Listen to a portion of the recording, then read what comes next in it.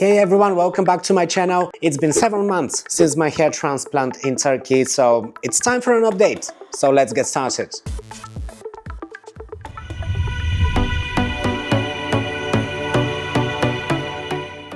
Alright, welcome back everyone to my hair diary. As you know, I'm doing these updates, regular updates every month since October last year.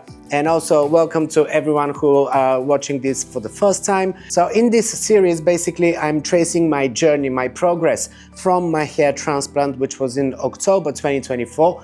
Up until now, it's been 7 months, and I do regular updates every month.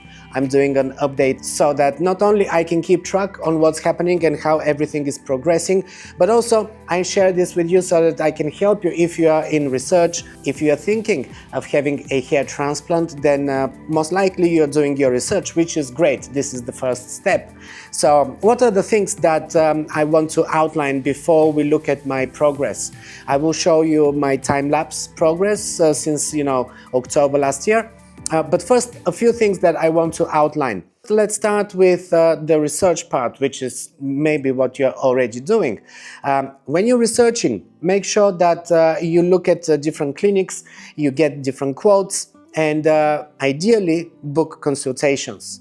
I wouldn't actually go and have a surgery with anyone if I haven't done a consultation prior.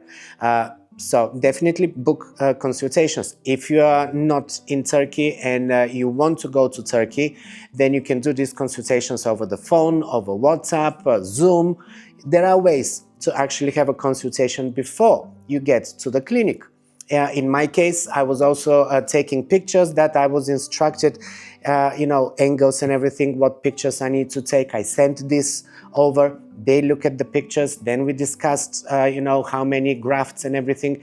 This is the next step. You need to decide how many grafts you want to go for. And eventually it's up to you to decide how many grafts you want. In my case, I had suggested 3,500, 4,500, 4,000. In the end, I decided to go with 4,000 because that can fit in one day. And if you have to go over 4,000, typically that requires a second day of operation.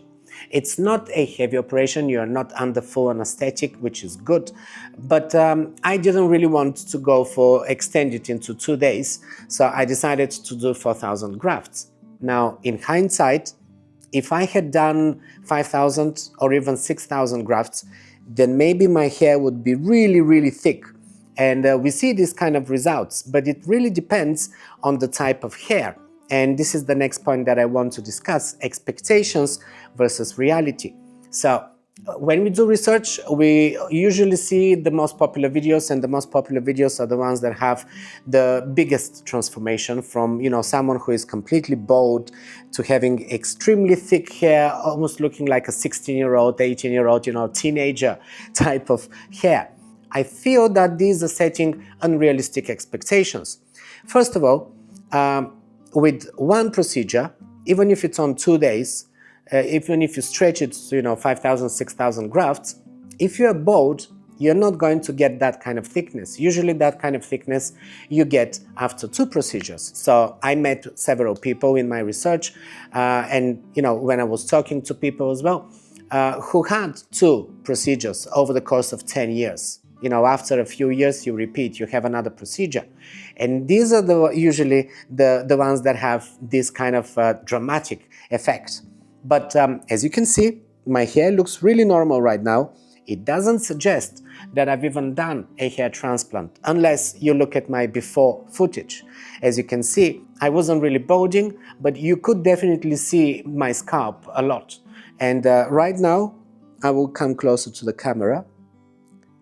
The difference is already noticeable. Bear in mind, this is 7 months. The full effect is being achieved after a year. So it will be end of October, early November this year that I will complete that first year, and then we can really talk about proper results. Nonetheless, the results are already visible, and I'm quite happy with the density of my hair. But of course, I was the one who chose 4,000 grafts. If I really wanted to go for extra thickness and everything, then I could have gone for, 5,000 grafts, maybe even more. Another thing to bear in mind is that usually when you're doing a hair transplant, especially if you are of age, and I'm approaching 50, most of the time they would also lower your hairline here. Front hairline could be lowered. In my case, it was lowered by around a centimeter, I would say, which is what keeps it very realistic as well. Because we could go for something very youthful, very perfect and everything, but then it kind of starts having a mismatch with your actual age. And you don't really want to look fake, right? You still want it to look really natural so that nobody can tell what you've done. And in my case, also, my hairline is not even. Most people actually, it's not even, it's not perfectly even. I don't know if you can see it now, but you will definitely see it on my shots from the early days when I was shaved. This is when you can see that the hairline is not perfectly even, and that's the whole point. This was my natural hairline. So when we lowered it and they implanted new hairs here, they did it in the same line. They followed exactly the line that originally my hairline was going for. This is something that I could have actually interfered and said, you know what, I actually want it to be even on both sides, perfectly even and stuff. I could have said I want it even lower and everything. But I'm actually quite happy to have it like this, because I'm really opting for a natural effect. You see, I wasn't really balding, so most of my friends wouldn't really know that I've had a hair transplant. Of course, the ones who are watching my channel, they do. Also, in terms of expectations, bear in mind you are your own donor. Typically, they take hair from the back and the sides. If you don't have enough, sometimes they would even take hair from your beard, which I was surprised. I only learned that when I was at the clinic, and one of the guys that was with me had his beard being used as a donor. So expectations, if you want a much thicker hair than you already have, maybe that's not going to happen, because it's still your own hair. It's just being moved from one spot to another, but you're not getting someone else's hair, unless you are. But I don't think you are getting anyone else's hair. And this is why it's also important, before you go for the treatment, to take some measures. Perhaps give it a good year, if you can't wait a year, 6 months at least, of prep, which would be taking some supplements like minoxidil and some other ones. You can research those, doing some procedures like hair PRP.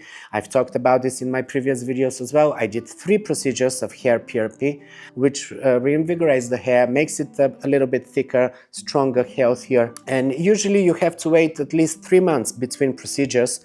So that's why I'm saying that at least 6 months, ideally a year prior to the surgery, you want to start prepping. And I didn't take any supplements. I only did the hair PRP, but there are also lotions and other things that you can use. So whatever you feel that is right for you, do that, but do something. Don't just go completely unprepared, because then the hair that is going to be implanted might not be as healthy and strong as it should. And you really want good results, so you have to take care. The good results are not only because of the hair transplant itself, but also the preparation and the aftercare.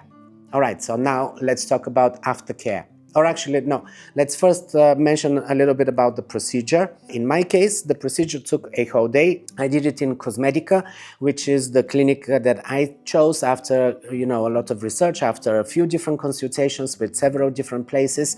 Cosmedica was the one that seemed most professional to me, and they're doing a lot of procedures under the supervision of Dr. Ajar, but he works with a lot of technicians. So they're able to service 5, 7, 10, 15 people a day. And this is quite a lot of volume of procedures being done, which for me was important because that speaks of experience. And I didn't really want to go for a place. I'm located in Cyprus, and I checked with the clinic here. I spoke to a surgeon here, and I just didn't get the sense that they have enough experience, or at least enough for me. So make sure that you select a clinic that has experience, that you can feel that they have experience. And don't go for the cheapest offer. I didn't go for the cheapest offer. This was kind of mid-range. I did have more expensive offers and I had cheaper offers, but I did go for the mid-range because I felt that this way I'm not compromising on anything. And of course, you don't have to spend $10,000 or $7,000 or whatever in order to get a good procedure being done. It's not about getting the most expensive quote, but it's about evaluating who is the most experienced person from the ones that you've consulted with, that you feel will do a good job. That's about it. So the procedure took a whole day from about 10 o'clock till 6:30, 7-ish is when we wrapped up. We did have a lunch break and they provided lunch as well. And the first half of the procedure, the first half of the day was extracting the healthy follicles from my donor area, as I said, mainly the back and the sides of my head. And then the second half after the lunch break, they started the implanting. So altogether, I had 3 or 4 people working on this, 2 technicians at all times that were doing the extraction. There was a 3rd technician that was examining the hairs under a microscope. There were also assistants and everything. So it was a whole team, which I really like. It was not a, one person or a couple of people doing it. And also this is why we were able to wrap it up in one day. But again, if you want to go for more than 4,000 grafts, not only that is time consuming, but also you cannot stress the area too much. Therefore, it's best to be done over a course of 2 days because you are stressing the area a lot. The most painful part is the anesthesia, to be honest, and then the implanting of the hairs in this frontal area. This was really the painful part, and also because you're awake, you're not under general anesthesia.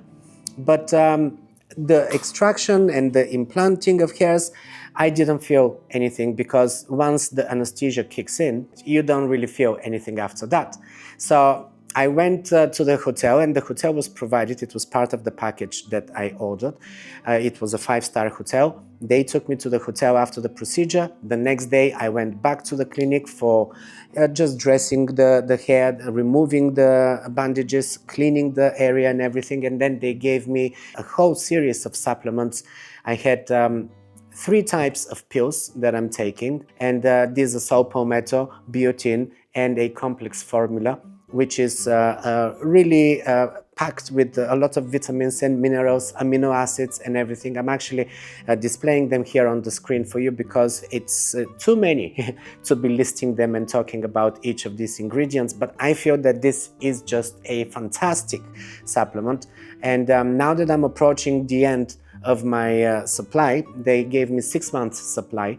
I just finished it the other day, so I'm ordering now some more because I actually like these supplements and I'm going to continue taking them. Also, I had what was supposed to be 6 months supply of hair shampoo and a hair serum, but because my hair is quite short and I'm not really showering my hair every day, they're probably gonna last me for another 2 or 3 months, perhaps even until the end of my first year. So shampoos and hair serums, everything was provided, and I still have the shampoos and the hair serums. I've just run out of the pills, and you can order them on their website, which is great. Now, I'm not sure whether it's a common practice for every clinic to provide all of these supplements for free, and okay, not necessarily for free, but part of a package. It could be that, especially if you're getting a cheaper quote, maybe they're not going to be provided and you will have to just purchase them separately. This is something that you can actually ask during your consultations. I personally didn't even know that I'm getting all of these supplements, and with the shampoos, some of them are over 100 ml. So it's good that my flight had a check-in luggage included because I was traveling with hand luggage. I wasn't prepared to be carrying bigger bottles. So that's just something to bear in mind that you might need to discuss as well up front so that you are prepared. Okay, and about aftercare, I already talked about the supplements and the shampoos and everything that was provided by Cosmedica. I was quite regular with this. The pills, you take 1 of each once a day. And washing the hair with the shampoo, I do it every other day. Sometimes I have 2 days in between washes. I'm still halfway through my shampoo supply, and I still have enough for another 3 or 4 months. So let's take a look at, this is my time lapse from the beginning up until now.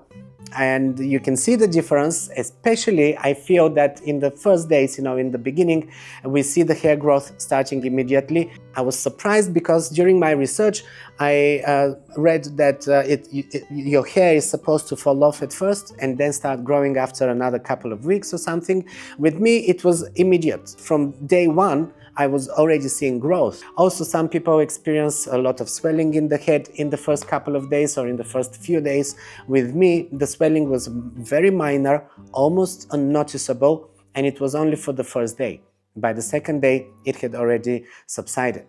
But everyone reacts differently to these things, so you could have swelling for a few more days, which is perfectly normal. The redness also subsided after the third day. The area was still being sensitive, but it was not hurting. There was no pain necessarily. Now in the first week I was using this foam, and I was not allowed to rub the head at all. It was only very gentle taps on the head, and I was not allowed to be using a hair towel for at least the first few weeks. I think I waited for a month, and I was just using paper towel because towels are quite rough, and some of the gentle hairs that have just been implanted could get caught in the towel and you can damage something. So you don't want to damage anything after an expensive procedure like this, right?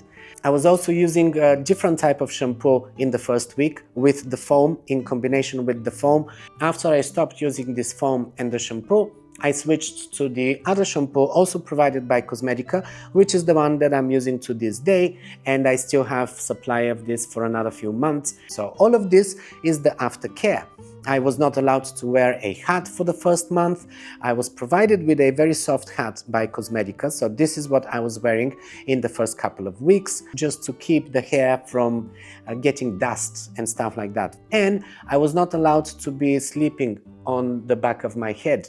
My head was not allowed to be touching the pillow, or touching perhaps, but not pressing to the pillow heavily. Therefore, Cosmedica also provided this neck pillow, and I was sleeping with this neck pillow for a good month, I would say. Now moving on with the time lapse of my progress here, you can see that towards the third month is when I'm actually starting to have a hairstyle. My hair gets long enough that I can style it. I started trimming it here on the sides. I avoided trimming it on the top for the first 4 or 5 months. I think 5th month is around the first time that I slightly trimmed it on the top, because at the same time I wanted to keep growing and see the progress, but I don't want it to grow out of shape of what I like my hair to look like. So that's why right now I'm trimming it on the top and on the sides regularly, and I'm just keeping this kind of length. But I managed to get to this length in the first 4 months. Everyone's hair is different, so that doesn't mean that this is a typical result, but for me this is how it went. And lastly, about density, you can see that even in the 3rd and the 4th month, the density at the back is still not quite there yet. I would say that towards the 6th month and now more recently, we really start seeing that even at the back I don't really have that much of a scalp showing up. I still have some, it's still visible, but it looks very natural. In the 3rd and 4th month, I was still a little bit worried that maybe I didn't do enough grafts. Perhaps I should have gone for higher count of grafts, because I still see a lot of my scalp on the back. And anyways, it's now month 7. We can see that it's visibly better, and I expect that by the 12th month, it will be perfect. Alright, and there we are. It is 7 months since October 2024 when I did my hair transplant. As I said, I went to Istanbul, Turkey, the mecca of hair transplants, but I did check some other places just to compare offers and to see whether I should be really making the journey all the way to Turkey, because I know that most people go to Turkey mainly because it's cheaper and everything. For me, the main reason why I went to Cosmedica in Turkey, experience first. and of course a very decent price quote. Again, not the cheapest, but also very reasonable, and for me it makes perfect sense. So this is it guys, 7 months update. I hope this brings you value and it answered your questions. Now if you have any other questions, drop them in the comments below, I will address them in the next update. If you're not subscribed, do it now.